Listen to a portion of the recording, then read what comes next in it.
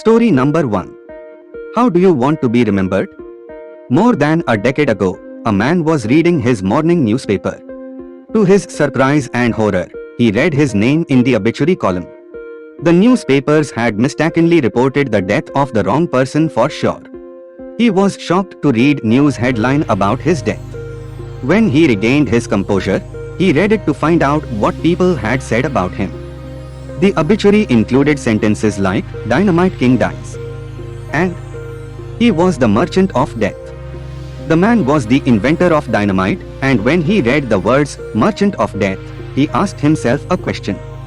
Is this how I am going to be remembered? He asked himself. He decided that this was not the way he wanted to be remembered, and he decided to change. From that day on, he started working toward world peace. His name was Alfred Nobel, and he is remembered today by the Great Nobel Prize, the greatest of all the prizes. The Nobel Prize has been honoring men and women from all corners of the globe for outstanding achievements and for work in peace since 1901. The foundations for the prize were laid in 1895 when Alfred Nobel wrote his last will, leaving much of his wealth to the establishment of the Nobel Prize. Moral of the story is, it is never late to start over. Story number 2. The Marble Statue. In the middle of a beautiful city, there was a museum laid with beautiful marble tiles and with a huge marble statue as a part of the display. Many people from all over the world visited the museum every day and admired the beautifully crafted statue. One night, the marble tiles started talking to the marble statue. The below is the conversation between them. Tile is telling, "Hey statue, don't you think that it is just not fair that everybody from all over the world come all the way here to admire you while ignoring and stepping on me?" Now, statue is telling, "My dear brother, marble tile, don't you remember we are actually from the same cave?" Now, tile is telling, "Yes, I do, that is why I feel it is even more unfair. Both of us were born from the same cave, and yet the world treats us so differently now. This is so unfair." Now, statue is telling, "Yes, you are right, my brother. But do you still remember the day when the sculptor tried to work on you but you resisted his tools?" Now tile is telling, "Yes, I despise that guy. How could he use those nasty tools on me?" Again statue is telling, "Well, since you resisted his tools, he couldn't work on you. When he decided to give up on you, he started working on me instead. I knew at once that I would be something different and unique after his efforts. I bore all the painful tools he used on me and allowed him craft me as he wanted." Now tile is telling, "But those tools were so painful." Finally, statue explained, "My brother, there is a price for everything in life. Since you decided to resist and gave up halfway, you can't blame anybody who steps on you now, dog." The marble tile silently listened to his brother's words and started to reflect on it. Moral of the story is, the harder the knocks you go through in life, the more you learn and put them to use in the future. Do not be discouraged by setbacks and failures. Keep trying to be better. Story number 3. The Warrior's Destiny. A great Japanese warrior named Nobunaga was going to war with a fierce enemy with only 1/10 the number of men the opposition commanded.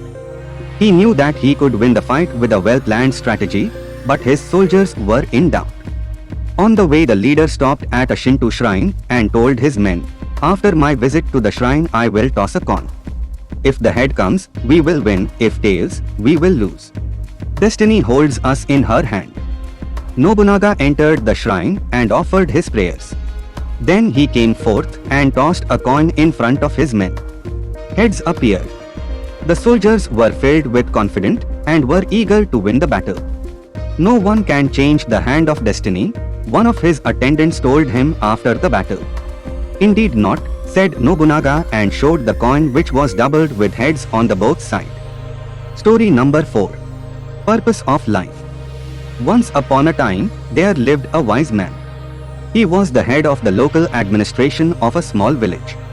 Everyone respected him, and his views and opinions were well regarded. Many people came to him seeking for advice. His son, however, was very lazy and wasted his time sleeping and spending time with his friends. No amount of advice or threat made any difference to him. He wouldn't change at all. The years passed, and with time faded the youth of the wise man. As he grew older, he began to worry about his son's future. He recognized the need to give something to his son so that he can take care of himself and his family to be.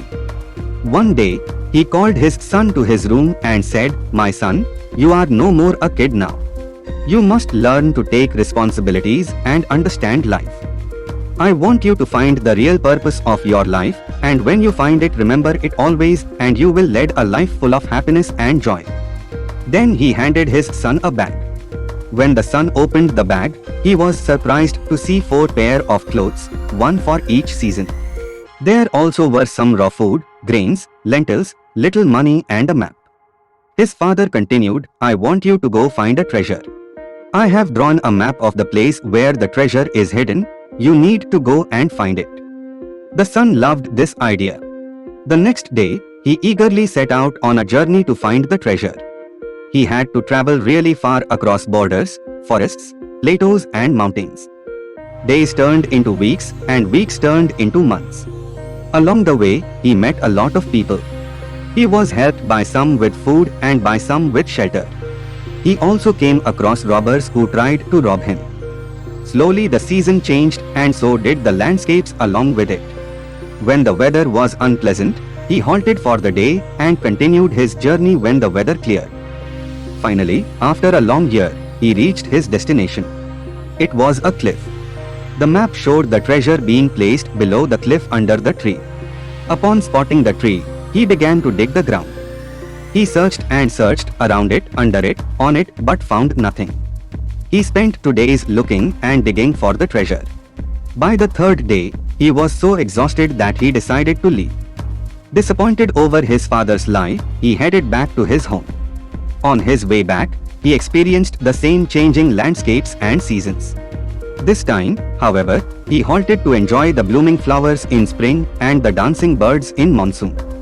He stayed in places only to watch the sun set in paradise or to enjoy pleasant summer evenings. Since the supplies he carried were over by then, he learned to hunt and make arrangement for his meals. He also learned how to sew his clothes and shelter himself.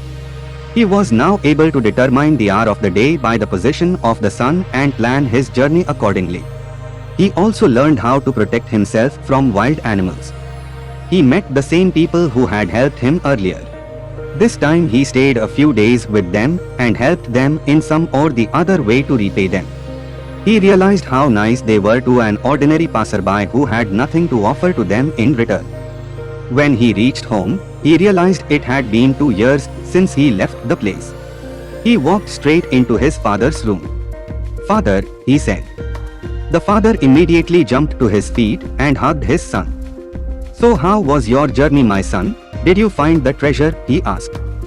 "The journey was fascinating, father. But forgive me for I wasn't able to find the treasure. Maybe somebody took it before I reached." He surprised himself by what he just said. He wasn't angry at his father. Instead, he was asking for forgiveness. "There wasn't any treasure in the very first place, my son," father answered, smiling. "But why did you send me to find it then?" he asked. "I will surely tell you why, but first you tell me, how was your journey to the place? Did you enjoy it?" "Of course not, father. I had no time. I was worried someone else would find the treasure before I did. I was in a hurry to reach the cliff." He continued, "But I did enjoy the journey on my way back home. I made many friends and witnessed miracles every day. I learned so many different skills and the art of survival. There was so much I learned that it made me forget the pain of not finding the treasure." The father said to him, "Exactly, my son. Want you to lead your life with a goal. But if you remain too focused on the goal, then you will miss out the real treasures of life. The truth is, life has no goal at all, other than to just experience it and grow with it every single day." Moral of the story is, it is when we set out in life without trying to associate any meaning or greater purpose to it that we find the treasure of true joy in each moment.